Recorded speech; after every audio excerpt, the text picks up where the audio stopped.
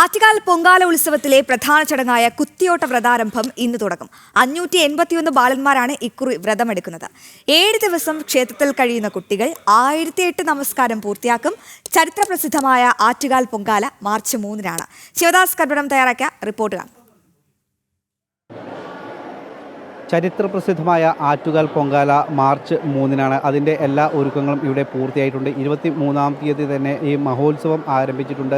അന്ന് വൈകിട്ട് ദേവിക്ക് കാപ്പുകെട്ടൽ ചടങ്ങോടുകൂടി തന്നെ ഈ മഹോത്സവം ആരംഭിച്ചു. കാപ്പുകെട്ടി ദേവിയെ കുടിയിരുത്തി. അന്ന് വൈകിട്ടായിരുന്നു, 23-ാം തീയതി വൈകിട്ടായിരുന്നു അത്തരത്തിലുള്ള ചടങ്ങ്. അന്ന് വൈകിട്ട് രാത്രി 8 മണിക്ക് ചലച്ചിത്ര നടൻ മോഹൻലാലാണ് കലാപരിപാടികളുടെ ഉദ്ഘാടനം നടന്നത്. ഇന്ന് പൊങ്കാല മഹോത്സവത്തിലെ ഏറ്റവും പ്രധാനപ്പെട്ട ചടങ്ങായ കുത്തിയോട്ട ചടങ്ങ്, അതിൻ്റെ വ്രതാരംഭമാണ്. നിരവധി കുട്ടികളാണ് ഇതിൻ്റെ ഭാഗമാകുന്നത്. അതായത് ഇത്തവണ 581 കുത്തിയോട്ടക്കാരാണ് വ്രതമെടുക്കുന്നത്. എങ്ങനെ അതിൻ്റെ കുത്തിയോട്ട ചടങ്ങുകളൊക്കെ എങ്ങനെയാണ് നടക്കുന്നത്? എങ്ങനെ അതിൻ്റെ രീതികളൊക്കെ? ഇത് ഇന്നിപ്പോൾ കുത്തിയോട്ടത്തിന് കുട്ടികളെ നിർത്തിയ ആദ്യം 5 നമസ്കാരമുണ്ട്. ദിവസവും 5 നമസ്കാരമുണ്ട്. അത് കഴിഞ്ഞ് ആഹാരം എല്ലാം അവിടെ തന്നെ ഇവർ കൊടുക്കുന്നതാണ്. അമ്പലത്തിൽ നിന്ന് തന്നെ ആഹാരം എല്ലാം കൊടുക്കും. അതായത് അവരിവിടെ തന്നെ താമസിക്കും. ഇവിടെ തന്നെ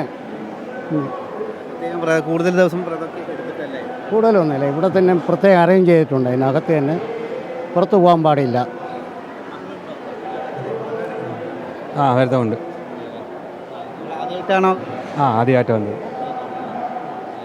വ്രതം ഒരു വർഷം 2 വർഷം മറ്റന്നാണ്. I am actually from Bangalore. Actually just coming for this one as a festival. ഈ ആറ്റുകാൽ പൊങ്കാലയ്ക്ക് സാധാരണ വരാറുണ്ടോ? ഉണ്ട്. മുമ്പ് വന്നിട്ട് എവിടെ സ്ഥലം? I'm basically from Chennai but now settled in Bangalore, but being here for like last 5 to 7 years I was coming for this. എത്ര വർഷമായിട്ട് ഇങ്ങോട്ട് വരുന്നുണ്ട് Pongala? More than 10 years I'm coming here for all the festival and comes coming here. എത്ര മക്കളുണ്ട് ഇങ്ങനെ കുത്തിയോട്ട? My family, no, only my children is there. നമുക്കറിയാം, ഈ ദൃശ്യങ്ങളിൽ കാണുന്നു ഇങ്ങനെ കുട്ടികൾ ഉണ്ട്. 581 കുത്തിയോട്ടക്കാരാണ് ഇത്തവണ വ്രതമെടുക്കുന്നത്. അതിൻ്റെ ചടങ്ങുകൾക്ക് വരെ പ്രത്യേകത ഉണ്ട്. ആചാരപൂർവമായ നമസ്കാരം നടത്തുന്ന ചടങ്ങുണ്ട്. വെള്ളിപ്പലകയിൽ നാണയം വെച്ചുകൊണ്ടാണ് ഇതിൻ്റെ ചടങ്ങുകൾ ആരംഭിക്കുന്നത്. പിന്നീട് അതിനുശേഷം അവർ നമസ്കരിക്കും. അതായത് ഇനിയുള്ള ദിവസങ്ങളിലെല്ലാം തന്നെ അവർ ഈ ക്ഷേത്രത്തിൽ തന്നെയാണ്, ഇവിടെ തന്നെയാണ് അവരുടെ താമസം, ഭക്ഷണവും എല്ലാം തന്നെ. ഈ ഒരു 7 ദിവസത്തിനുള്ളിൽ തന്നെ അവർ 1008 നമസ്കാരം പൂർത്തിയാക്കും. ആചാരപരമായ നമസ്കാരങ്ങൾ പൂർത്തിയാക്കും. അതായത് ഈ കുത്തിയോട്ട ചടങ്ങിൽ പങ്കെടുക്കുന്ന കുട്ടികൾ എന്ന് പറയുന്നത് അത് ദേവിയുടെ ദാസന്മാരാണ്, ഭടന്മാരാണ് എന്നുള്ളതാണ് അതിൻ്റെ ഒരു വിശ്വാസം. ഐതിഹ്യപരമായ ഒരുപാട് ചടങ്ങുകൾ ഇതിൻ്റെ ഭാഗമായി നടക്കുന്നുണ്ട്. എന്തായാലും ചരിത്രപരമായ പൊങ്കാല മഹോത്സവത്തിനുള്ള ഒരു കാത്തിരിപ്പിലാണ് ഈ തിരുവനന്തപുരം നഗരം മൊത്തത്തിൽ. മാത്രമല്ല, സ്ത്രീകളുടെ ശബരിമല എന്നാണ് ആറ്റുകാൽ അറിയപ്പെടുന്നത്.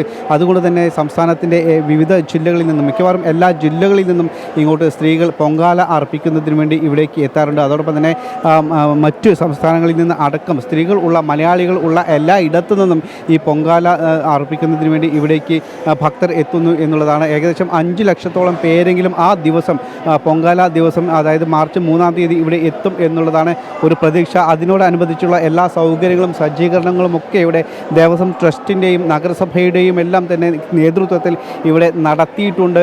KSRTC സംവിധാനം അധികമായി ഉണ്ടാകും, ട്രെയിൻ സർവീസുകൾ അധികമായി ഉണ്ടാകും. അത്തരത്തിലുള്ള സജ്ജീകരണങ്ങൾ ഉണ്ട്.